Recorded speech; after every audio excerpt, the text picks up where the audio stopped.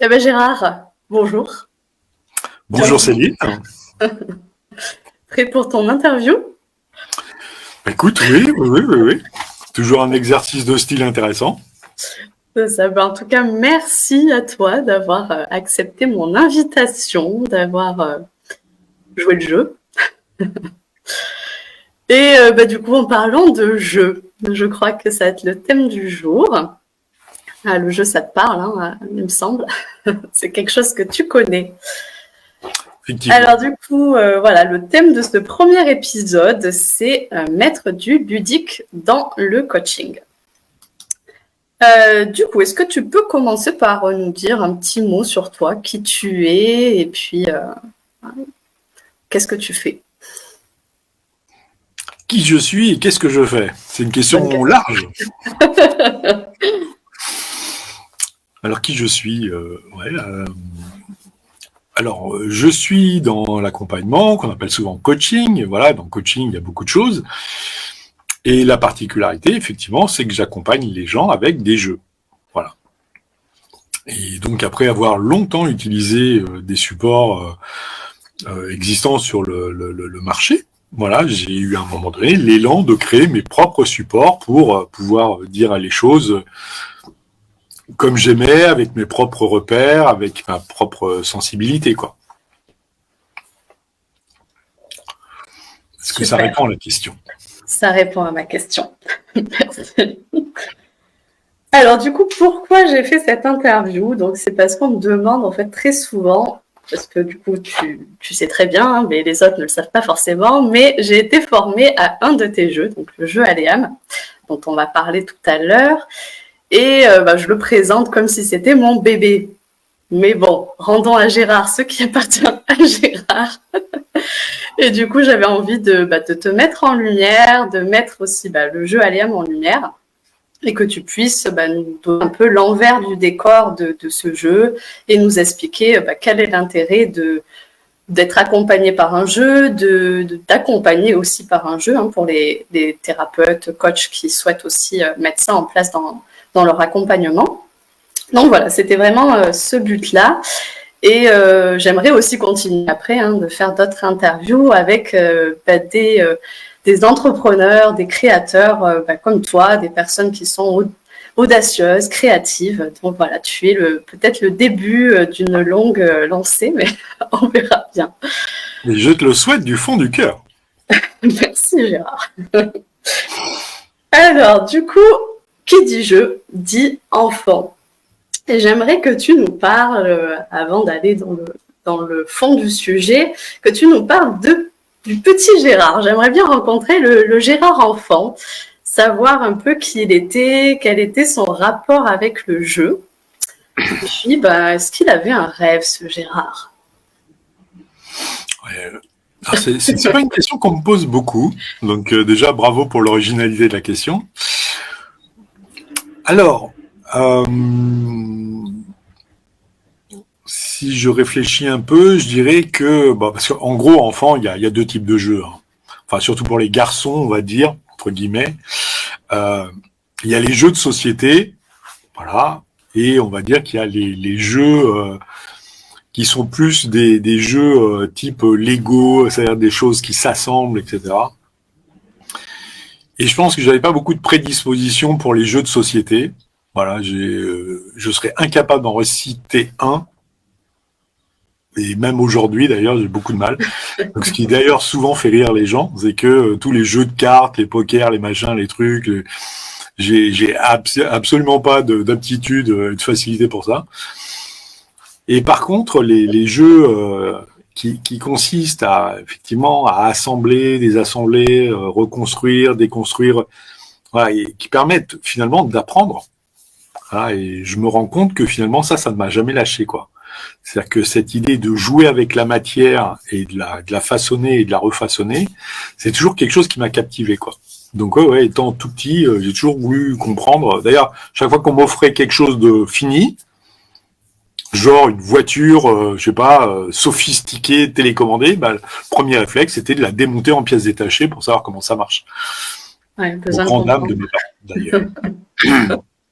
Donc cette idée de comprendre comment ça marche à l'intérieur, me rends compte que finalement, c'est quelque chose qui me suit. Mhm. Voilà. Et un chemin à traverser là-dedans. Et du coup, un rêve particulier, enfant ou pas? Alors, je fais pas partie de ces enfants qui avaient une capacité à se projeter. J'ai pas, si loin que je puisse me rappeler, voilà, j'avais pas ce fantasme ou ce rêve de l'astronaute, du truc. Il y a pas, j'ai pas ce souvenir-là. Je pense qu'il y avait une très grande curiosité de la vie. Ça, c'est quelque chose qui est là aussi, hein, c'est un fil rouge. Mais il n'y avait pas de projection particulière. Non. D'accord. Et du coup, est-ce que tu peux nous dire si tu as toujours été dans ce milieu du coaching, de l'accompagnement? Et sinon, quel a été ton parcours de vie? Alors, on va dire que dans une première partie de vie, j'ai beaucoup trempé dans le milieu technique et technologique. Toujours dans cette idée, je pense, de s'intéresser à comment ça marche. Effectivement, l'informatique, l'électronique, voilà, tout ça, c'est des environnements qui sont complexes. Et j'allais dire que pour mon esprit curieux, c'était tout à fait parfait. Voilà, donc j'ai beaucoup œuvré là-dedans. Et c'était, là aussi, c'est aussi des choses qui ont un peu émergé par la suite. C'est que je me suis rendu compte que cette curiosité pouvait aider les autres, quoi. Voilà, c'est-à-dire que ce que je comprenais en informatique, ça me permettait d'aider les gens, les informatisant, leur mettant des solutions informatiques en place. Donc là, il y a eu il y a quelque chose qui a émergé vers la fin, mais ça a quand même pris un paquet de temps. Hein. Voilà, l'informatique représente quand même 25 ans de ma vie, donc c'est un truc. Voilà. Et comme j'ai souvent plaisir à dire, c'est ça m'a quand même donné ce côté structuré. Voilà. Et je suis assez content que ce se soit fait dans ce sens-là, c'est-à-dire d'avoir commencé par quelque chose de très structuré. Voilà, j'ai pas d'autres mots. Voilà, comme l'informatique, avant d'aborder des choses plus, j'allais dire, plus touchy, quoi. Voilà, parce que dès qu'on parle de jeu, forcément le hasard n'est jamais bien loin. Donc voilà, on parle d'intuition.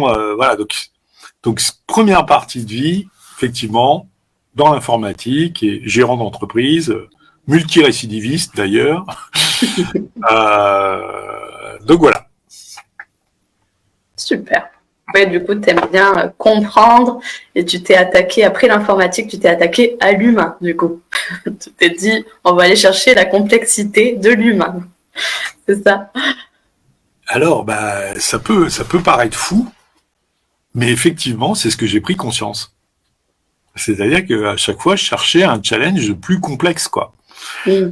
Et donc effectivement, étant enfant, je trouvais des trucs qui étaient reliés à des enfants. Après, étant adulte, j'avais d'autres moyens, d'autres capacités. Donc effectivement, j'étais sur d'autres challenges, quoi. Et là, effectivement, je me rends compte que dans cette deuxième partie de vie, je dis ouais, l'humain, quoi, l'humain.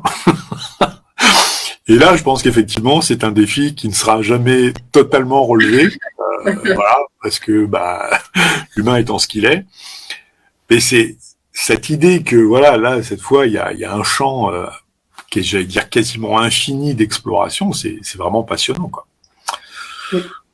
Donc ouais. C'était très intéressant. Le dernier job, on va dire vraiment que j'ai eu en informatique, c'était de construire des sites internet. Et pour construire des sites internet, faut s'intéresser aux personnes. Sinon, le site, il est juste, on va dire, basique, quoi. Et j'ai vraiment pris du plaisir, voilà, vraiment à m'intéresser à la personne, à ses activités, à tout ça. Et je me suis dit, waouh, mais c'est génial, quoi. Et de fil en aiguille, oui, forcément, je me suis rendu compte que j'aimais un peu plus les humains que les machines, quoi. Donc, du coup, j'ai lâché les machines pour aller sur les humains. Je me suis dit, c'est bon, je vais quand même y trouver mon compte, là. Et du coup, cette idée de devenir ludo-coach, coach, ça t'est venu comment? Alors, ce que je disais avec l'informatique, c'est-à-dire qu'il y a quand même une constante. Voilà, même, allez, il y en a deux, trois. Il y a cette curiosité, effectivement, qui a toujours été là. Et il y a cette idée quand même de rendre service. Voilà, il y a un endroit où je suis plutôt quelqu'un de serviable. Voilà, il y a un endroit, j'aime bien aider les gens. Il y a ce côté altruiste chez moi. Et mais il y a plein de formes qui me convenaient pas. Voilà, c'est juste une question de tempérament. Je dis pas qu'il y a des choses qui soient moins bien que d'autres, mais il y a des choses qui sont plus ou moins adaptées à nos personnalités. Et donc je me suis formé justement encore une fois par curiosité à plein de choses, mais sans pouvoir l'écrire sur ma carte de visite.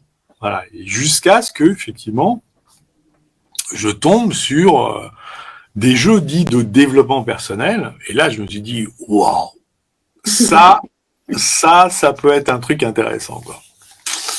Donc voilà. Et c'est un peu comme ça que c'est mis en, j'allais dire, en route cette idée.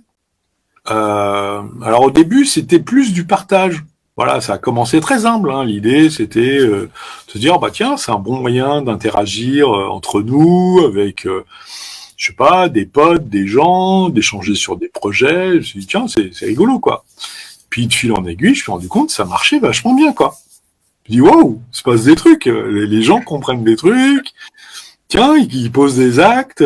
Tiens, ils changent des trucs. Je dis, mais c'est un vrai levier, quoi. Donc voilà. Donc là, après, j'ai commencé à prendre ça de plus en plus au sérieux pour en arriver.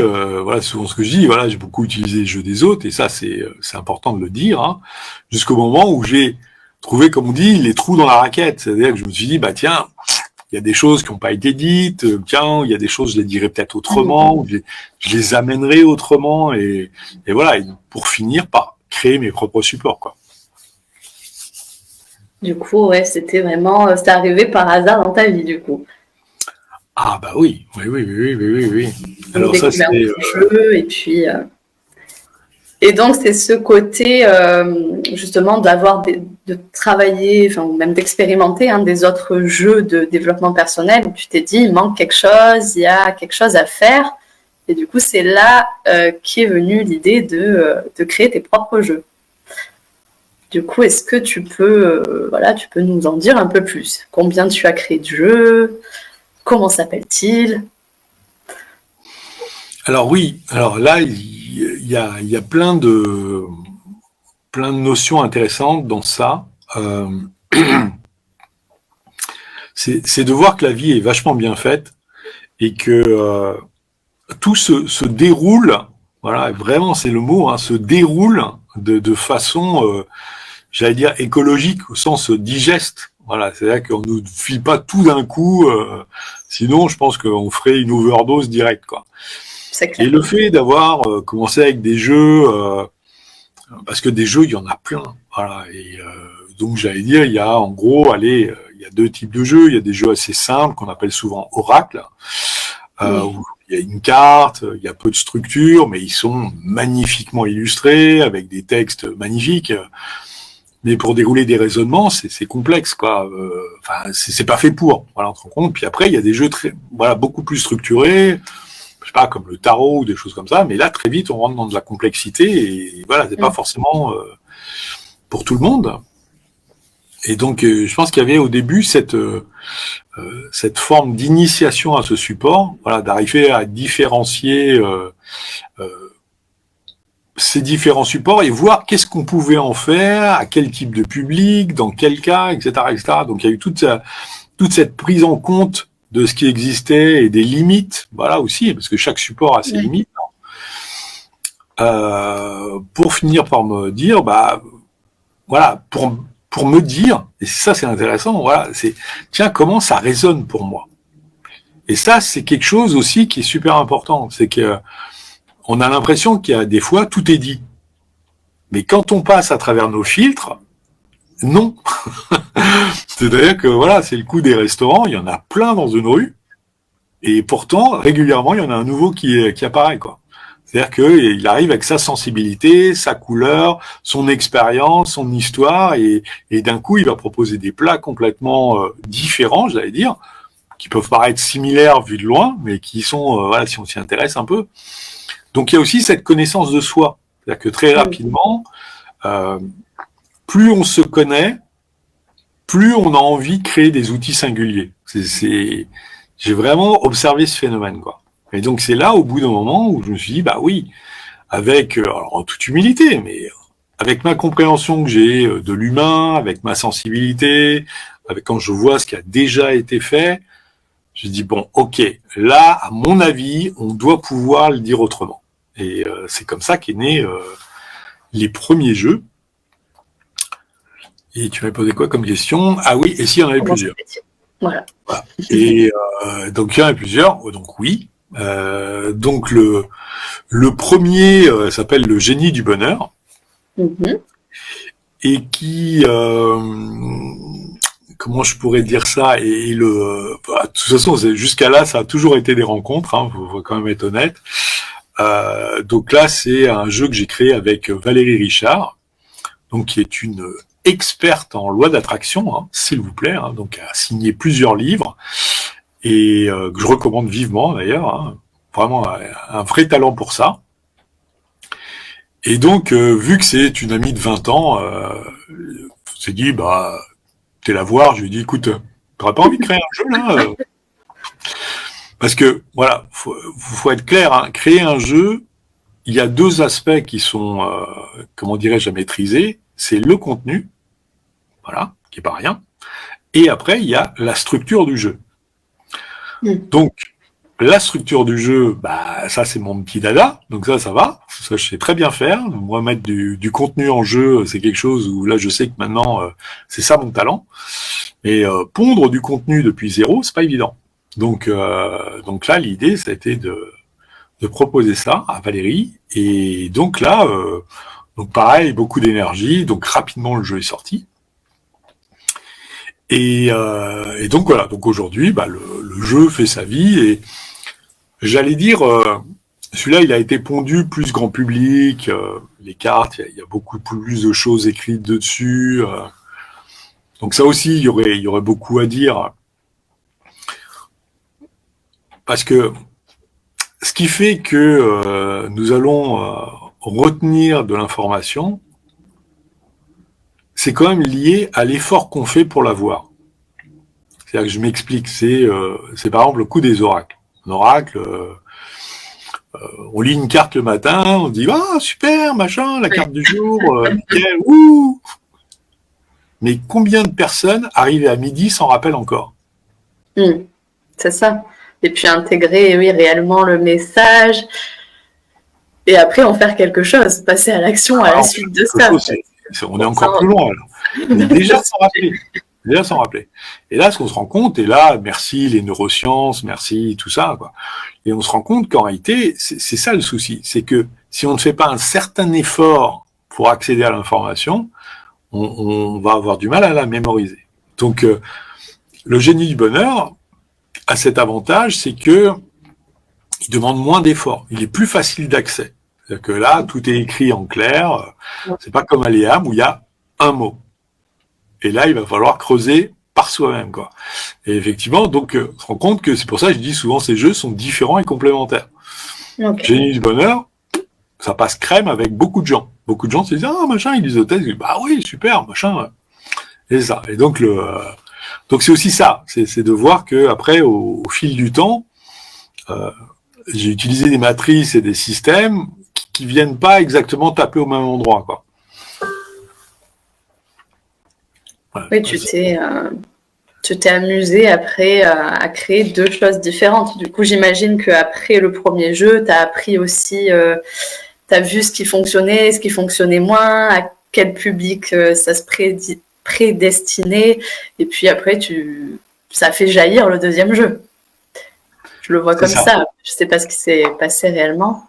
Si, mais t'as raison. Et c'est que donc c'est rigolo, c'est que je me suis fait avoir mon propre jeu. C'est-à-dire que quand j'ai créé le génie, je me suis dit bah tiens, c'était un jeu qui manquait sur le marché en regardant les jeux des autres. Et quand j'ai créé mon propre jeu, je me suis rendu compte que moi aussi il manquait quelque chose dans ce que je venais de créer, quoi. Donc j'ai été aussi obligé de compléter ma création, quoi. Donc c'était rigolo, quoi. Voilà, et Aléam, bah, c'est une rencontre avec Caroline Morel. Hein. Aléam, je l'ai. Je peux le présenter. Voilà, Voilà. le boîtier. Magnifique, merci. Et donc, oui, comment dirais-je, là aussi, c'est jamais évident parce que, voilà, Caroline Morel a aussi plein de cordes à son arc, elle est talentueuse à souhait. Et donc, peut-être ma prochaine à être interviewée. Hein. Eh ben, bravo, mais là, au cas où. évidemment, évidemment. Et donc voilà, et donc c'est vrai alors souvent moi je réagis, j'ai un peu des mots clés quoi. Donc elle avait écrit un bouquin et là-dessus je me suis dit waouh, pareil, même réaction qu'avec Valérie. Je me suis dit bah oui tiens, il y aurait peut-être de la matière. Puis finalement on s'est vachement écarté du bouquin. Je veux dire entre son bouquin et le jeu, il y a quasiment plus rien d'origine. Et de fil en aiguille, parce que là, encore une fois, c'est la matrice était un petit peu ma création là-dedans. Et puis j'ai commencé à m'impliquer un peu plus dans les contenus. Voilà, il y a eu un truc où je me suis dit quand même, ouais, mais il y a des trucs, je les dirais pas comme ça. Et puis voilà, donc là, j'ai ramené la notion de chakra dans cette structure. Voilà, et encore une fois, qu'il n'y avait plus rien d'origine. Enfin, donc ça a été une création assez étonnante. Et puis bon bah voilà, Caroline, je pense, n'a pas besoin de moi pour faire tourner son affaire. Donc a préféré s'écarter un peu de l'aventure. Mais voilà, nous sommes toujours dans une entente cordiale et donc voilà, mais c'est à chaque fois, c'est intéressant de voir que ouais, ces créations de jeux, c'est toujours, voilà, c'est des rencontres entre des univers, des techniques, des approches, des philosophies. Donc là, il y en a d'autres hein, qui sont dans les tuyaux. Mais alors, pareil, l'idée à chaque fois, c'est d'arriver à ramasser le contenu, trouver une forme qui va bien, qui n'a pas déjà été, j'allais dire, trop exploitée. Voilà, parce que là aussi, les redites et ouais, c'est un peu dommage. Et d'arriver, comment dirais-je ça, à rendre ça digeste autant pour les accompagnants que pour les accompagnés, quoi. Mm. Quand tu parles de co-création, là, ce que j'entends aussi, il y a quand même, tu as trouvé à chaque fois deux femmes pour t'aider à accompagner. Je vois vraiment l'équilibre yin-yang et je trouve ça juste fabuleux, en fait, de pouvoir aussi utiliser la force de l'autre et vous amuser pour vraiment créer quelque chose de singulier. Ah oui. Là, oui, alors ça m'a paru assez rapidement une évidence. Cette idée du complément yin-yang, voilà, de l'énergie masculine et féminine, c'est juste une évidence. Voilà, il y a un endroit où chaque fois qu'on arrive à créer de la convergence, à créer de l'unité entre ces deux forces-là, c'est souvent là où il se passe des belles choses. Oui. Et j'aimerais bien revenir aussi, il y a quelque chose que tu as dit qui m'a beaucoup plu et que je partage énormément, c'est quand tu disais oui mais ça existe déjà pour les restaurants et puis pour le jeu.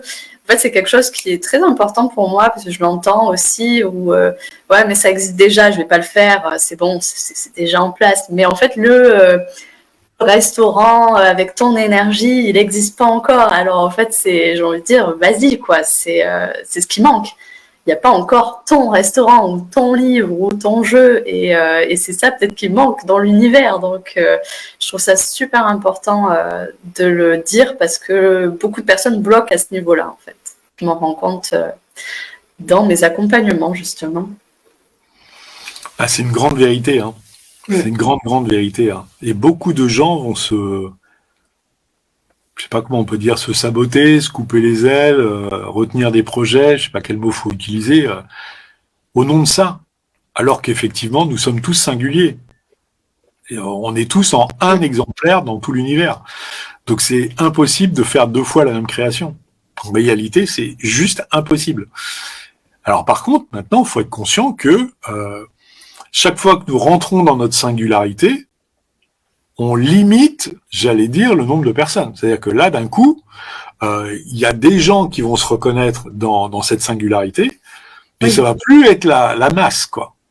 Donc ça, c'est toujours un peu le challenge auquel sont confrontés les créateurs. C'est-à-dire, c'est soit j'essaye de faire du politiquement correct, qui correspond à la masse, que tout le monde aime, qui est bien, voilà, le yaourt commercial mais qui est un peu insipide, mais c'est bien, ça plaît à tout le monde, ça demande pas d'efforts, voilà. Et donc effectivement, alors ça peut, comment dirais-je, avoir un certain rayonnement, mais en termes d'impact, d'épanouissement, de ça.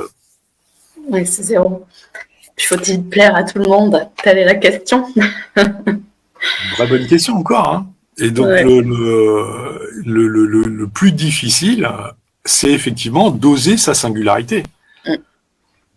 Maintenant, l'histoire est pavée de ça. Tous ceux qui ont osé être singuliers, en général, ont quand même des parcours de vie assez extraordinaires. Quand même. Clairement, si on regarde dans l'histoire, c'est ça. Ceux qui ont, alors voilà, après on rentre dans des grands exemples, hein, mais ceux qui ont changé l'histoire, c'est ceux qui ont accepté de penser autrement, de vivre autrement, voilà, qui ont imaginé que autre chose était possible. Alors voilà, après on a chacun, voilà, on peut imaginer, dire une destinée ou des choses comme ça, avec des impacts plus ou moins grands. Voilà, donc on n'a pas tous besoin de changer le monde. Hein. Maintenant, on peut avoir un rayonnement au niveau, je sais pas, familial, régional, local, au niveau national, même des fois. Et mais ça commence là, quoi. C'est oser cette singularité, quoi. Et à partir de ce moment-là, c'est-à-dire que c'est fou parce qu'il y a, comment dirais-je, il y a une forme de spirale vertueuse qui se met en route. C'est-à-dire qu'à partir du moment où je reconnais qui je suis, et que je commence à mettre de l'énergie là-dessus, et ben c'est comme, voilà, c'est l'alchimiste de Paulo Coelho, hein, tout l'univers complote à ma réussite. C'est-à-dire qu'à un moment donné, il y a quelque chose qui dit, bon, bah ok, d'accord, ça y est, elle a enfin reconnu son talent, ok, bon, alors maintenant on peut y aller, quoi. Et là, d'un coup, il y a tout un tas de choses qui font que ça va devenir beaucoup plus simple. Voilà, pas que ce sera facile, mais ce sera beaucoup plus simple. On se rend compte que le trésor était à nos pieds, mais qu'il fallait cheminer avant. Alors ça... Bon, je m'éloigne du sujet. Mais on y revient. C'est ce que j'aime aussi. Osons la singularité, on disait. Du coup, j'aimerais bien savoir aussi enfin, tu nous disais que pour créer ton jeu, tu avais vu ce qui ne fonctionnait pas forcément avec les autres jeux, en tout cas qui ne te convenaient pas. Hein. Et de quel outil tu t'es inspiré, du coup, pour créer tes jeux? Qu'est-ce que tu as mis dedans? J'entends par là, enfin, tu as parlé tout à l'heure des chakras. Est-ce qu'il y a d'autres méthodes, d'autres outils que tu as mis en place pour les créer? Ah, c'est une question vaste. Alors, allez, tiens, on va te faire un petit scoop pour cette première émission. Allez, tiens, après tout. Je suis en train de modéliser ça. En train de le modéliser. C'est-à-dire d'essayer de créer un protocole qui soit reproductible pour créer des jeux. Seulement, c'est pas si évident que ça. Voilà, il y a un endroit, voilà, d'arriver à faire du commun, justement, avec quelque chose de singulier, il y a quelque chose qui est presque antinomique. C'est pas. Donc, pour l'instant, je me suis beaucoup appuyé sur ma culture. Donc, effectivement, tout l'univers énergétique, voilà, on parlait des chakras. Pour moi, c'est une partie de tout cet univers énergétique auquel voilà, j'adhère totalement. Voilà. Aujourd'hui, c'est presque enfoncer des portes ouvertes. On sait que nous sommes avant tout de l'énergie, avant d'être ce corps, et que voilà, ce qui anime ce corps, c'est cette énergie qui est à l'intérieur. Donc, effectivement, c'est quelque chose de cet ordre-là. Donc, voilà, donc il y a plein de choses. Seulement, nous ne sommes pas que ça. Voilà, là, par exemple, si on passe par la grille alchimique, voilà, qui me parle beaucoup aussi, on parle du corps, de l'âme et de l'esprit. Donc, c'est-à-dire qu'à un moment donné, c'est intéressant d'avoir des approches qui pourraient combiner une, deux, voire 3 plans qui répondent à ça. Parce qu'on se rend compte que pour accompagner un être humain, voilà, hein, c'était Platon qui avait dit, tu veux guérir le corps, faut déjà guérir l'esprit. Donc, vu que le jeu, pour moi, c'est le monde en plus petit, il faut être capable de ramener un peu de la complexité de ce monde et de l'être humain dans le jeu, mais sans en faire une usine à gaz, quoi. Et c'est là où l'exercice de style est délicat. Donc, et c'est pour ça qu'on voit, il y en a qui ont fait des jeux très très simples. Voilà, c'est pour ça qu'il y a pléthore d'oracles et c'est beaucoup plus simple de faire une carte, un texte, voilà, et une image, et d'en faire plein, et c'est ok. Et après, il y en a qui sont rentrés dans des usines à gaz parce que justement, ils ont capté que l'être humain était beaucoup plus complexe que ça. Et mais par contre, très souvent, je veux dire, ça fait plus mal à la tête. Et c'est ça le truc, c'est d'arriver à trouver un équilibre cerveau gauche, cerveau droit. C'est-à-dire qu'il faut que ça reste suffisamment ludique pour pas tourner à la prise de tête, quoi. Ouais, et oui. Et et je pense que c'est un des axes principaux qui ont guidé mes créations. C'était de trouver quelque chose qui soit médian entre quelque chose de trop simple et quelque chose de trop compliqué, quoi. Mais tout en gardant. Donc, pour l'instant, je me suis beaucoup appuyé sur, sur ma culture, mon expérience, que j'ai pu voir, ce qui était impactant. Voilà, qu'est-ce qui pouvait faire bouger un être humain ou pas, qu'est-ce qui pouvait changer ses croyances ou pas, qu'est-ce qui faisait qu'il passait à l'action ou pas. Donc et si je regarde, alors pareil dans les créateurs de jeux et créatrices d'ailleurs, il y en a aussi, on retrouve beaucoup de femmes d'ailleurs et bravo à elles. Souvent on se rend compte que c'est quand même ça le truc. C'est que les gens s'appuient sur leur chemin pour créer un outil, un support. Donc ça a l'air quand même de rester quand même une constante. Donc maintenant, donc ma réflexion en ce moment, c'est un peu ça. C'est-à-dire, est-ce que au-delà de ça, voilà, parce que ça en clair, notre chemin de vie nous amène le contenu. Mais après, encore une fois, la mise en jeu, c'est là où c'est ce qui va faire que le jeu va être sympa et qu'on va pouvoir l'utiliser et le réutiliser. Voilà, typiquement, moi, une des idées que j'avais, voilà, surtout en créant Eliam, c'était de me dire, on doit pouvoir l'utiliser différemment. C'est-à-dire qu'il n'y a pas qu'un seul scénario. Voilà, les cartes et le plateau, et trouver différentes choses de façon à ce que, autant pour l'accompagnant qui est accompagné, ce soit pas toujours la même chose. Voilà, parce que l'être humain est ainsi fait. Si on rentre toujours par la même porte, au bout d'un moment, il dit ah ouais, bah, je connais. Ouais. Donc, voilà. Mais du coup, le créateur se fait surprendre aussi lui-même par ses jeux, j'imagine, par d'autres utilisations qu'il n'avait pas prévues. Enfin, ça, je le dis parce que je le sais, mais... Alors, oui. Alors ça, c'est... Alors, à vrai dire, le truc qu'il y a, c'est que... c'est lié à un phénomène qui est assez... J'allais dire qui est assez simple, ou pas d'ailleurs. C'est que le phénomène de création est quand même très souvent lié à l'inspiration. Donc, il y a des choses qui sont inspirées, qui sont de l'ordre de l'intuition, se dire tiens, je ferais bien ça comme ça. Voilà. D'où ça vient, pourquoi ça prend cette forme. Pour moi, il y a un truc, voilà.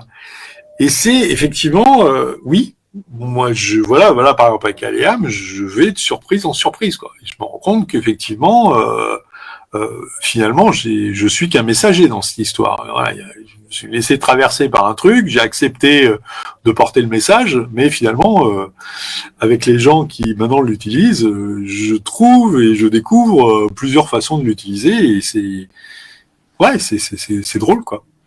D'ailleurs, il y a une carte dans le jeu, c'est « Es-tu conscient de ce que tu as créé ?» En fait, c'est ça, c'est qu'on ne sait pas... On crée quelque chose avec l'énergie aussi du moment, l'inspiration, l'intuition, mais voilà, au bout d'un moment, on maîtrise plus en fait ce qui se passe et il y a la magie et puis l'énergie des autres personnes aussi, voilà, comme tu disais, qui utilisent le jeu et qui découvrent d'autres choses que tu n'avais pas vues et qui en font quelque chose d'extraordinaire. Alors là, mais complètement. Hein. Là, c'est toujours là maintenant, je commence à avoir un peu de recul, hein, je vois sur l'utilisation que font les gens du jeu, là, j'allais dire plus particulièrement, encore une fois, Léam, et c'est très intéressant, voilà, de voir les différentes sensibilités, ce que chacun comprend, comment il a envie de l'utiliser, de le dire, de s'en servir, voilà, dans le cadre de son activité. Et c'est ça qui est beau. C'est-à-dire qu'on se rend compte qu'une même chose peut être utilisée de façon multiple et diverse, quoi. Et qu'il n'y a pas finalement qu'une seule voie. Voilà, il peut y avoir des tendances, voilà, des grandes lignes, ok, pour avoir quelques points d'appui, quelques repères. Mais il y a vachement de marge de manœuvre un peu partout, quoi. Ça respire. C'est pas quelque chose qui est figé, quoi. C'est quelque chose qui est tout à fait vivant et qui peut être adapté à chacun, quoi. C'est clair. Alors, je reviens un peu à ma question. Je pense qu'on est parti dans tous les sens. Ah oui, c'est ça aussi, je voulais dire. En fait, du coup, il y a eu l'idée, il y a eu la réalisation. Et entre les deux, qu'est-ce qui s'est passé pour toi? Est-ce que tu as pu rencontrer des difficultés? J'imagine. L'entrepreneuriat, c'est ça. Et si oui, lesquelles, en fait? Alors, là, le truc qu'il y a, c'est qu'on en arrive à, comment dirais-je, voilà, quand on parle de singularité et de connaissance de soi, très vite, on se rend compte, enfin très vite, malheureusement non, mais on va dire rapidement, on se rend compte de ses forces et de ses faiblesses, quoi.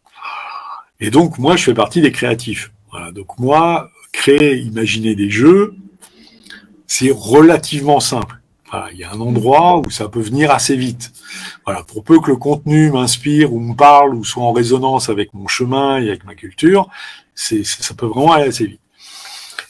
Maintenant, entre l'idée et j'allais dire la commercialisation, c'est-à-dire de livrer le support de façon exploitable, là, il y a un paquet d'étapes. Et d'ailleurs, je rencontre régulièrement des gens qui ont des protos de jeux dans leur tiroir et qui ont chopé l'idée, mais qui sont restés sur la touche parce que toute la partie commercialisation, finalisation et commercialisation était trop complexe, quoi.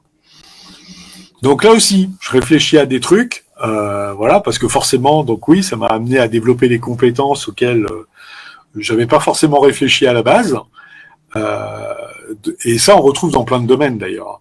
Mais entre l'idée et la concrétisation, vraiment l'incarnation, voilà, de vraiment de faire exister l'objet dans cette dimension, ça peut demander de l'énergie, du temps, des compétences. Donc voilà, donc oui, j'étais pas mal confronté à ça, quoi. Et puis il y a toujours les petites difficultés, j'imagine, quand on crée le design, après il y a l'impression, les délais à respecter, tout ça. Puis vous êtes passé aussi par une campagne Ulule, c'est là où moi je suis arrivée, c'est là où on s'est rencontrés. Donc il y a aussi tout ça, on ne sait pas quel financement on va avoir pour lancer le jeu, donc ça qu'il y a plein de choses à prendre en compte. Mais c'est des difficultés, mais qu'on arrive aussi à dépasser. La preuve en image. Alors voilà, mais ça c'est justement, on parle encore une fois de singularité, c'est pour ça que je dis il y a tellement de cas, c'est pour ça que cette idée de modéliser est complexe, parce que forcément celui qui arrive avec un petit trésor de guerre, parce que, je sais pas moi, il vient de se faire licencier de sa boîte et il est parti avec un gros chèque, je veux dire c'est tranquillou quoi, il bosse son truc, il est en autonomie, il paye son imprimeur, son machin, il se paye une campagne de pub et zoup la boum, c'est parti quoi. Et puis il y a ceux qui vont, je sais pas, débloquer un fonds au niveau de la région, de l'innovation ou des trucs comme ça. Et donc là, par exemple, sur la réponse financière, il peut y avoir plein de réponses. Voilà, donc c'est. Mais effectivement, oui, il va falloir trouver un moyen de répondre à cette question. parce que il y a quand même beaucoup de choses dans ce monde qui marchent avec de l'argent, quoi. Et s'il n'y a pas d'argent, ça va être beaucoup plus complexe de faire exister le projet, quoi. C'est sûr. Mais du coup, vous avez réussi. Alors voilà. Alors ça aussi, il y aurait long à dire sur les crowdfunding, hein, mais aller rapidement, on va dire que ça présente deux intérêts. Bien sûr qu'il y a de trouver de l'argent, on est complètement d'accord, mais la deuxième, c'est de faire connaître le jeu. C'est que très souvent, tous ceux qui ont eu recours à un crowdfunding reconnaissent que finalement, ok, d'accord, oui, ils ont eu de l'argent et c'était super, mais ça leur a vraiment permis de créer une communauté, de créer voilà, tout un environnement, de voir tous les gens qui se reconnaissaient dans leur création, et du coup, qui a créé une émulation. Et finalement, ce phénomène-là, il est presque aussi important, voire plus, que l'argent qui a été obtenu, quoi. Oui, c'est sûr. Et du coup, donc on a vu un peu ce qui est difficile dans l'entreprendre, dans le fait d'entreprendre, mais est-ce que tu peux nous dire aussi qu'est-ce qui a été aidant pour toi, qu'est-ce qui a été du coup bénéfique dans la création du jeu, même dans ton parcours en fait, hein, d'entrepreneur.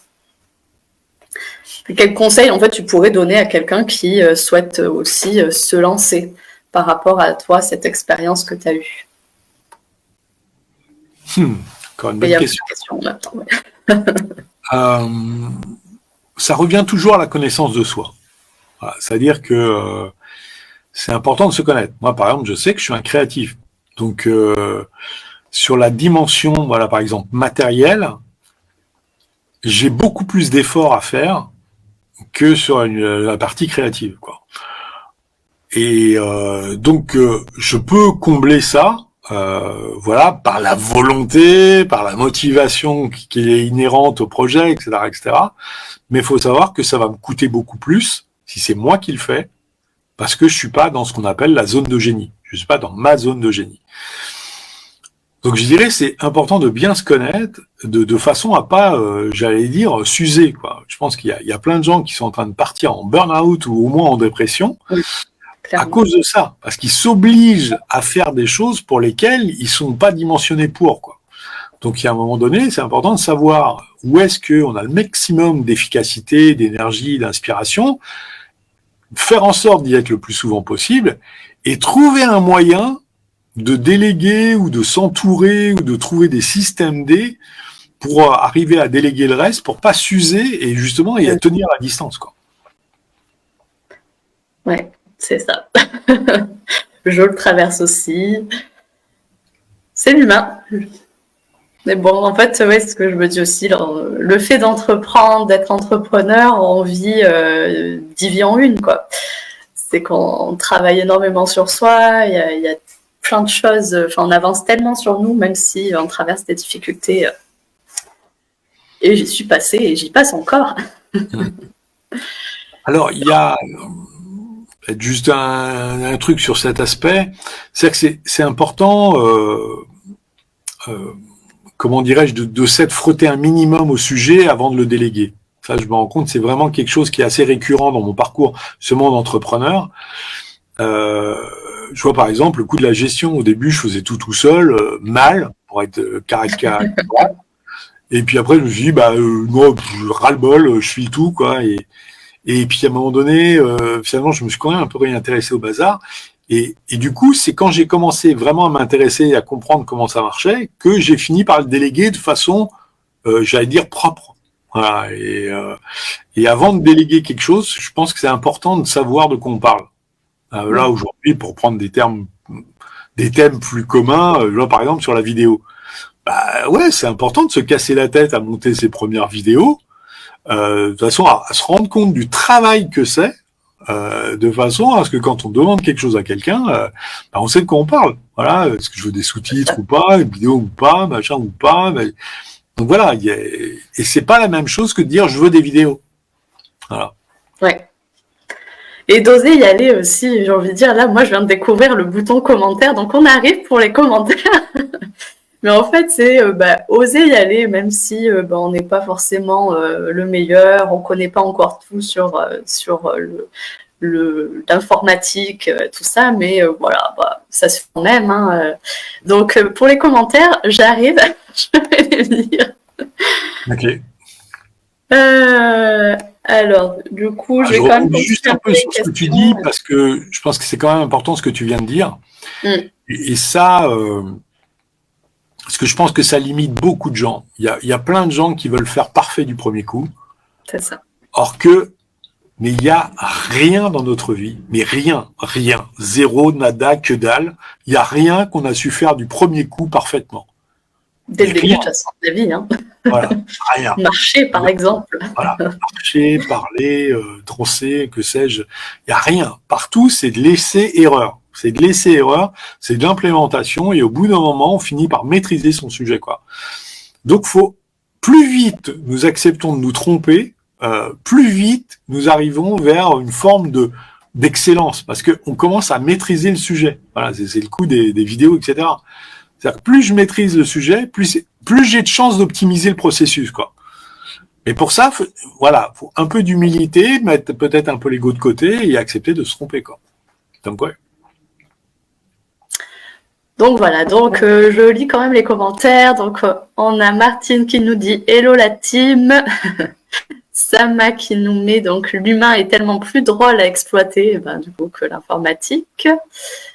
On a Marie-Françoise qui nous dit qu'il n'y a pas de hasard. Je ne sais pas si je vais te lancer sur ce sujet-là maintenant. Sinon, on va rester là toute la journée. Bon, allez, juste 30 secondes. Parce que allez, 30 secondes. Je te laisse 30 secondes. Je ne peux pas laisser passer ça. C'est-à-dire qu'aujourd'hui, il y a des gens très sérieux qui sont en train de plancher sur ce qu'est le hasard.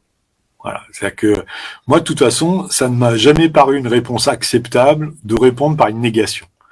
Alors, quand on me dit c'est pas du hasard, je dis déjà, il faudrait définir ce que c'est le hasard. C'est-à-dire que pour dire si c'en est ou c'en est pas, déjà, il faut le définir. Et là, on se rend compte qu'on a un gros problème. C'est qu'on a un problème de définition, c'est-à-dire sur ce qu'est le hasard. Voilà, et pour prendre dans le même genre, c'était Einstein qui avait dit on peut croire que tout est miracle ou que rien n'est miracle. Einstein, quand même. Et donc voilà, donc le hasard, voilà, moi je dis on peut, de toute façon, ça mange pas de pain, comme dirait l'autre. On peut croire qu'il y en a pas, mais on peut peut-être croire qu'il y en a. Et en se laissant une marge de manœuvre sur ce qu'est réellement le hasard. Parce que les gens arrivent à dire en même temps, il n'y a pas de hasard, et en même temps, ils disent, oh, c'est quand même marrant, hein, le hasard fait bien les choses. Alors, c'est quoi? Il y en a ou il n'y en a pas? Donc, moi, je dis, partons du postulat que peut-être, il y a du hasard qui reste à définir.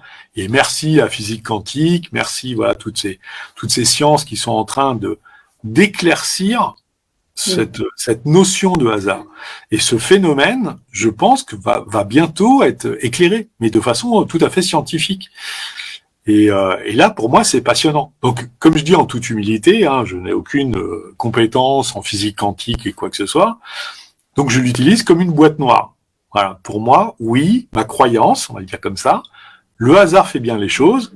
Et si je suis assez humble pour voir où est-ce que le hasard m'emmène, je peux des fois découvrir des choses que je n'aurais pas découvert si j'avais continué avec ma logique, avec mon mental, quoi. Parce que le problème du mental, c'est qu'il est en référence avec le passé, c'est-à-dire avec ce que j'ai déjà vécu.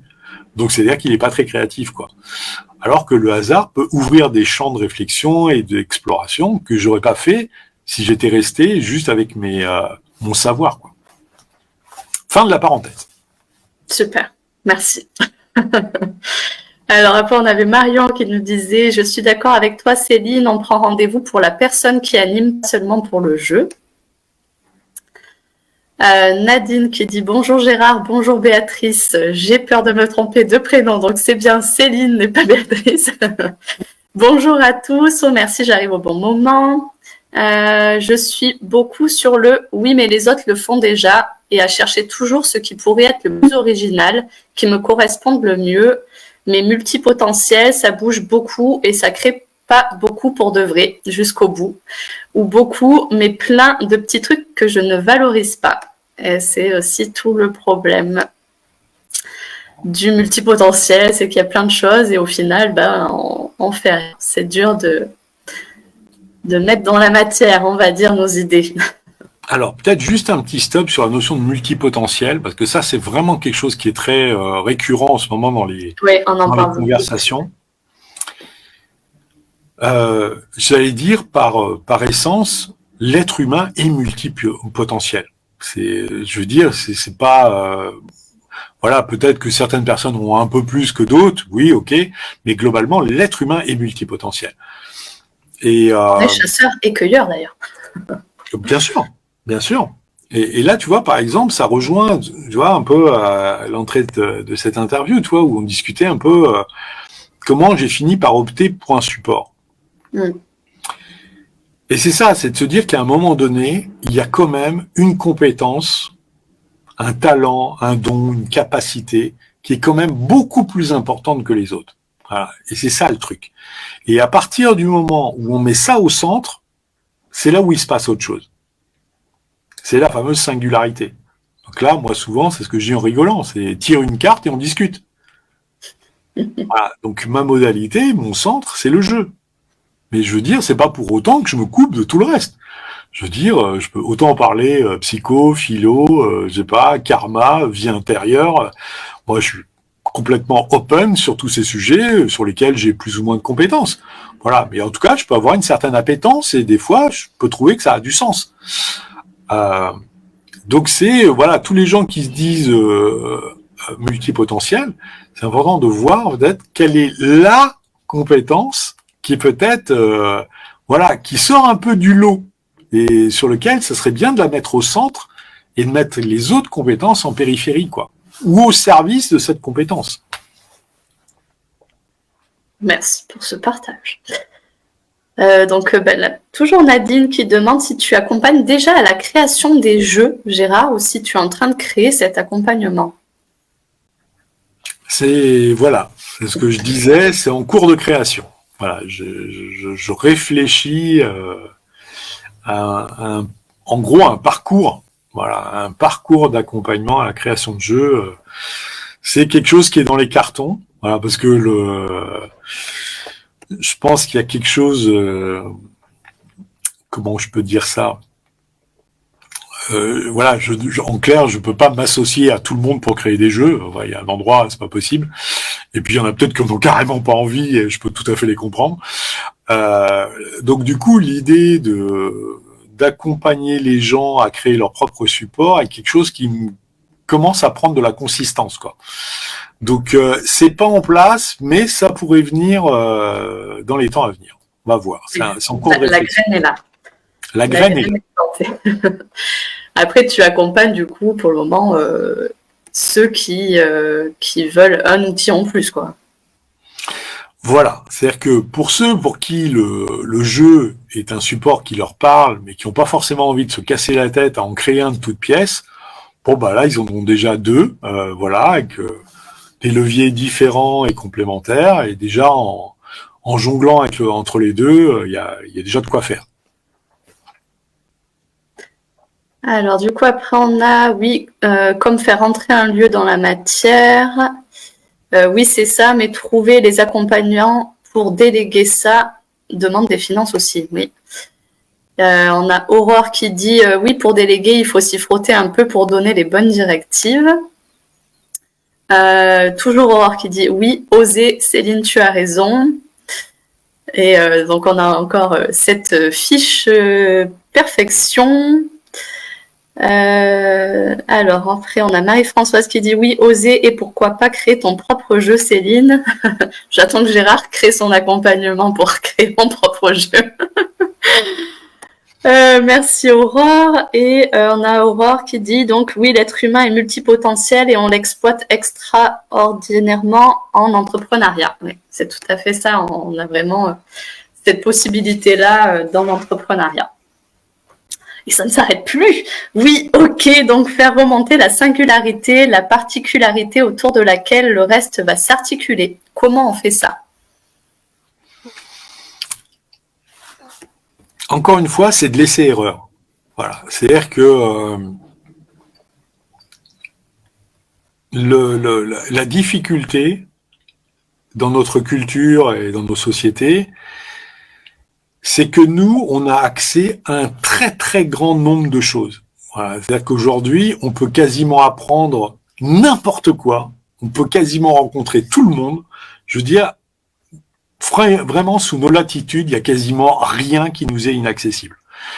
Et c'est ça qui rend, paradoxalement, les choses complexes. C'est-à-dire qu'on a une exposition et une sollicitation qui est maximum. Je veux dire, tous les jours, on a quelqu'un qui essaye de nous vendre quelque chose. Voilà. Et tous les jours, on se dit, waouh, mais ça a l'air super son truc, machin, etc. Et on se dit, ah, mais peut-être ça va régler enfin ma question de machin, etc. Et le truc qu'il y a, c'est que c'est cette fameuse connaissance de soi. C'est-à-dire qu'à un moment donné, alors, par essai-erreur, je peux essayer. Enfin, par exemple, je me suis formé à tout un tas de trucs. Je me suis dit, ah ouais, ok, d'accord, peut-être ça va régler mon truc. J'ai essayé, et puis en le faisant, voilà, en le faisant, je me suis dit, waouh, si je dois faire ça 8 heures par jour, ou j'en passe un par la fenêtre, ou c'est moi qui me barre en courant, mais il va se passer un truc, quoi.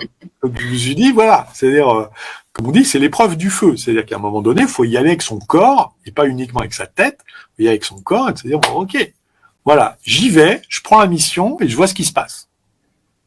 Et ça, c'est le seul truc, parce que le problème de notre tête, elle est capable de faire des scénarios positifs et négatifs sur un même sujet, et des fois même dans une même phrase. Donc notre tête n'est pas un référentiel très fiable. Mais par contre, le corps, comme on dit, ne ment pas. Donc si, je sais pas, moi par exemple, travailler avec les personnes âgées, ah oui, ça peut avoir un côté très séduisant vu de loin, là. Mais si je suis tous les jours, machin, etc., puis que je commence à me rendre compte de ce que ça veut dire, peut-être qu'au bout d'un moment, je vais me dire, ouais, c'est finalement, c'est pas si évident, quoi. On peut parler des enfants, on peut parler, je sais pas, des animaux, des choses comme ça. Peut-être d'entendre des animaux qui aboient toute la journée. On peut se dire, ouais, j'ai envie de défendre les animaux. Ouais, ok, d'accord. Concrètement, est-ce que je peux le faire tous les jours? Et c'est là, c'est-à-dire que c'est en se frottant à la réalité qu'à un moment donné, on se rend compte si réellement ça rentre dans ma singularité, ça rentre en résonance avec ma singularité ou pas, quoi. Parce que si ça rentre en résonance, je vais avoir toute la patience du monde. Voilà, que ce soit des publics, des animaux, des choses comme ça. D'un coup, je trouve les compétences, d'un coup, je trouve l'inspiration, d'un coup, je trouve l'énergie. Et là, il y a de grandes chances que je sois dans ma zone de génie, quoi. Et ça, sans en faire l'expérience, à mon avis, c'est pas évident. Il faut passer par l'action pour savoir. Et puis après, on réajuste, en fait. Hein. On peut toujours réajuster. Rien n'est terminé. Ouais. C'est important, cette notion d'ajustement. Voilà, ça c'est important. Voilà, là par exemple, si je prends, pour pas partir dans les exemples trop bizarres, moi je vois rapidement, j'ai identifié que le jeu, c'était vraiment un truc qui me parlait, mais à fond, quoi. Voilà, ça m'animait, j'avais de l'énergie, j'étais inspiré, tout ça, et je pouvais tenir longtemps. Ok, donc au début, j'ai fait beaucoup d'animation. Puis après, je me suis dit, pas mal, mais tiens, je vais créer des jeux. Ajustement. Je me suis dit, tiens, d'accord, c'est du jeu, mais si c'était les miens, ça serait encore un petit peu mieux. Puis après, il y a eu un ajustement. Tu te dis, ouais, mais quand même, moi tout seul, c'est un peu couillon, quoi. Tiens, je pourrais peut-être transmettre. Donc il y a de la formation qui arrive. Voilà. Donc là, tac, ça se met en place. Et voilà. Et je vois, donc oui, cette notion d'ajustement, ça c'est précieux ce que tu viens de dire. C'est-à-dire que des fois, on peut avoir trouvé son thème de prédilection, on va dire, mais ça va demander encore de raffiner la matière pour arriver de plus en plus dans ce fameux alignement, qui est peut-être un peu cette quête ultime, mais qui a un chemin en réalité, qui a un chemin. Bon, Gérard, il y a Nadine qui met « Bon, on est au moins 2 à t'attendre, Gérard, pour la création de jeu. » Tu vois, voilà, tu as déjà 2 personnes avant même d'avoir créé ton accompagnement. Je vais prendre ça pour un bon signe. C'est ça. Du coup, revenons à mes questions. Pourquoi passer par le jeu? Dans quel but? Et en fait, est-ce que c'est vraiment sérieux? Parce que moi, j'ai un peu ces questions quand j'anime des ateliers, que j'en parle. C'est ouais, mais bon, c'est un jeu, je vais pas forcément avancer sur ma problématique. C'est pas sérieux. Alors ça, c'était un de mes premiers scuds, les premiers missiles que je me prenais en pleine face quand j'ai commencé avec ça. Donc la grande réplique que j'avais du mal à digérer au début, c'était non mais à part ça, t'as un vrai métier quand même. Ah, tu sais, c'est le coup de poing dans le ventre. Hein. Et je dis, mais viens faire l'expérience déjà. Tu veux voir si réellement il se passe rien. Et c'est ça le truc. Encore une fois, c'est la tête et le corps. Mm. C'est-à-dire que les gens, comment dirais-je, qui ont tendance à dire ça, c'est qu'ils en ont comment dirais-je, ils ont une projection qui est intellectuelle. C'est-à-dire qu'ils imaginent avec leurs références. Alors, et on est d'accord, hein, le jeu dans notre inconscient collectif, enfin, je sais même pas si je dirais comme ça, dans notre culture plutôt, on va dire comme ça. Maintenant, c'est devenu le jeu égale distraction. Ouais, divertissement, Divertissement, voilà. passe-temps. Je dirais même passe-temps. Exactement. Et, euh, et en réalité, quand on revient, j'allais dire, vraiment dans les fondamentaux de ce qu'est le jeu, voilà, moi, comme je dis toujours, hein, il y en a un qui m'inspire énormément, c'est André Stern, qui en parle, mais magnifiquement bien. Il dit, voilà, et c'est repris dans plein de neurosciences, c'est repris en pédagogie, c'est repris en plein de choses. Il dit, jouer, c'est apprendre. En réalité, jouer, c'est apprendre. Donc pourquoi ça marche? C'est que c'est en jouant avec la matière qu'on finit par la comprendre. C'est-à-dire que c'est intéressant de voir, pour ça que je disais, le jeu, c'est le monde à l'échelle. C'est-à-dire qu'à un moment donné, quand je rentre dans un atelier avec un jeu, j'arrive avec mon imaginaire. C'est-à-dire, je me dis, bah tiens, comment je pourrais faire pour me mettre à mon compte? Ah, ça pourrait être une bonne idée, tiens. Et je joue, je vais me déplacer, et voilà, le hasard va amener à ma conscience des pistes de réflexion, des indices, des choses comme ça, et je vais commencer à réfléchir. Et ça, alors, plus les interactions du groupe, plus les apports de l'accompagnant ou de l'accompagnante, plus, voilà. Et toute cette sauce, à vrai dire, c'est réellement du coaching. Et le truc qu'il y a, c'est que, au lieu de reposer uniquement sur les questions du coach, il y a de la matière qui arrive, j'allais dire, de façon décentrée, quoi. C'est-à-dire au sens que c'est plus du face à face entre le coach et, enfin, entre l'accompagnant et l'accompagné. C'est, il y a comme quelque chose qui est un peu à côté et que les deux peuvent regarder. C'est-à-dire, ah, tiens, c'est rigolo, tiens, t'as tiré la carte quoi déjà? Ah, oui, c'est intéressant. Et c'est plus, donc il y a une forme de collaboration qui se passe. Donc c'est plus le vilain accompagnant et le pauvre accompagné qui machin. Non. Du coup, tiens, on se dit bah tiens, ouais, tiens, il y a ça qui émerge. Et on revient pareil à cette notion d'intégration de l'information. C'est que toute la tension qu'il y a dans un jeu, c'est d'ailleurs c'est pour ça il y a quand même des ponts et il y a quand même des points communs avec les jeux de société.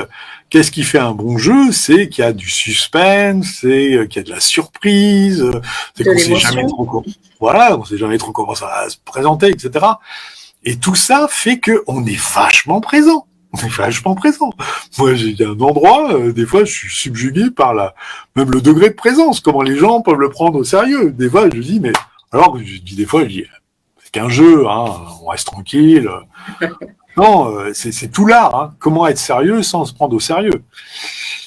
Donc oui, pourquoi ça marche? C'est ça, c'est que c'est plein d'ingrédients.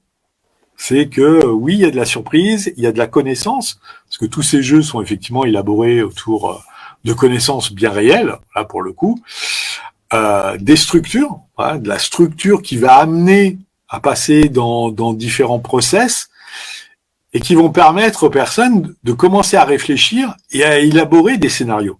Et il y a quelque chose, voilà, donc c'est un mélange de tout ça. Et donc c'est ce qui fait qu'au final ça fonctionne. Maintenant, donc moi je peux que dire, voilà, les gens qui pensent que c'est léger, qui viennent dans un atelier. On verra si c'est si léger que ça. Mais comme on disait, il faut passer à l'action pour savoir si ça nous convient ou pas. Comme tout. Quoi qu'il y a des choses, j'allais dire, les enfants, on peut pas changer après. Alors, encore une fois, hein, ce qu'on disait, hein, moi je suis tout à fait conscient et lucide que cette solution ne convient pas à tout le monde. Voilà, il y a un endroit, maintenant, je suis complètement en paix avec ça. Hein. Mais tous les gens qui doutent, je dis, mais allez au bout du doute, c'est-à-dire faites-en l'expérience. Si après avoir fait l'expérience, vous vous rendez compte que ça vous convient pas, bon bah ok, passez à autre chose. Mais ne restez pas dans une approche trop mentale du support. Faites l'expérience et après on en rediscute, quoi. Alors j'avais noté aussi, qu'est-ce qui te plaît le plus dans le ludo-coaching? Et est-ce que tu peux nous parler un peu des réactions des clients, des personnes qui viennent en atelier ou en séance individuelle? Alors ça, c'est sûrement mon thème favori. Alors, c'est à la croisée de plein de choses. C'est-à-dire que, encore une fois, moi, ma croyance socle, c'est que le hasard fait bien les choses. Moi, le hasard, c'est mon allié. C'est-à-dire que je ne conçois rien, surtout pas dans des ateliers, sans le hasard. Et je vis pour ces secondes d'éternité où la personne prend connaissance de la carte et fait « Oh punaise !» Et c'est pile le mot qu'elle avait besoin d'entendre. Et on se rend compte qu'en plus les mots sont tellement différents. Voilà, il y a plein de choses qui auraient pu vraiment, voilà. Donc c'est pas de la projection de dire oh oui bon ça rentre dans les cases. Là on sent qu'il y a une espèce de percuté par la carte. Et là, ouais, je pense que c'est ça que j'adore. Et je pense que ça fait partie de la recette. C'est qu'il y a un endroit, la personne est tellement touchée. Parce que c'est pas le fruit d'un, je sais pas quoi, d'une élaboration mentalo, machin, etc. Il y a une espèce de truc qui a traversé tout le bazar, là, et qui est arrivé, mais pile, qui dit, et alors, et ça, t'en fais quoi? Oui, c'était soit le petit rire quand il y a la carte, ouais, enfin, je le savais, ah ouais, je vais devoir en parler maintenant, je peux plus tourner autour du pot. C'est vrai que toutes ces réactions, moi je les adore, c'est pour ça que j'ai mis cette question d'ailleurs. Du coup, je voulais te proposer une carte cœur. Allez.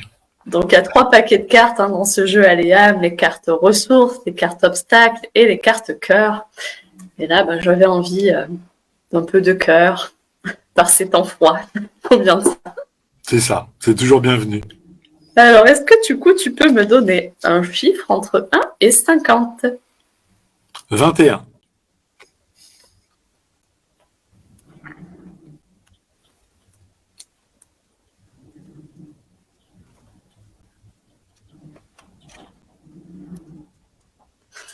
Alors, je la montre comme ça. Le chaos extérieur est le reflet de ton chaos intérieur. Ah, écoute, difficile de dire le contraire, hein. Donc c'est oui. Maintenant, c'est Nietzsche qui avait eu ce très bon mot. Il disait il faut du chaos pour accoucher d'une étoile. Et donc oui. Donc là, en ce moment, oui, je reconnais, j'avoue, c'est en ce moment une période de chaos, mais au sens d'énergie primordiale. C'est-à-dire qu'il y a effectivement beaucoup de choses qui s'entrecroisent, d'énergie, d'idées, de projets, voilà. Et effectivement, ça a quand même des apparences un peu chaotiques. C'est très clair. Donc là, maintenant, je suis en train de raffiner la matière, de prioriser les projets. Voilà. Donc là, merci l'expérience d'entrepreneur et de dire bon, ok, d'accord. On va calmer le jeu là et on va commencer. Donc là, ça arrive. Là. Je pense que fin d'année, d'ailleurs, devrait y avoir des annonces qui devraient relever plus de l'étoile que du chaos. On verra. Mais effectivement, pour l'instant, c'est ça. Donc, il faut qu'on reste connecté. Donc, sur ton profil Facebook, ta page Facebook, et je vais mettre également, du coup, en petite bannière, le lien sur ton site internet. Donc, où il y a toutes les informations, aussi pour ceux qui souhaitent se former. Il y a peut-être des accompagnants qui nous regardent, des coachs. Donc voilà, il y a toutes les infos dessus. Et il y a même un petit jeu, on peut tirer sa carte cœur. Donc voilà, si vous aussi, vous voulez tirer votre carte cœur comme Gérard vient de le faire, vous avez juste à aller sur le site et appuyer sur « Tirer ma carte ». Je crois que c'est ça. Oui, Du oui, tout à fait. Là aussi, voilà, il y aura des propositions qui vont arriver, je pense, en fin d'année ou plus tard, début d'année prochaine. Donc là, voilà, parce que je suis pas sûr que l'hiver soit la période la plus propice à la création, hein, mais voilà, en tout cas, oui, oui, ceux qui ont envie d'en savoir plus, n'hésitez pas à prendre contact. Déjà, ça vous permettra de vous faire une idée. Oui. Voilà, et pour ceux qui veulent tester le jeu, on est toute une équipe maintenant de personnes formées. Donc il y a moi, hein, je vais parler pour moi quand même. Il y a Gérard qui anime encore quelques jeux, quelques ateliers, et puis il y a d'autres personnes en fait un peu partout en France. On a même une Belge, une personne en Nouvelle-Calédonie, donc voilà, c'est assez vaste. Donc voilà, d'ailleurs on est tous référencés sur le site Jeux Aléam.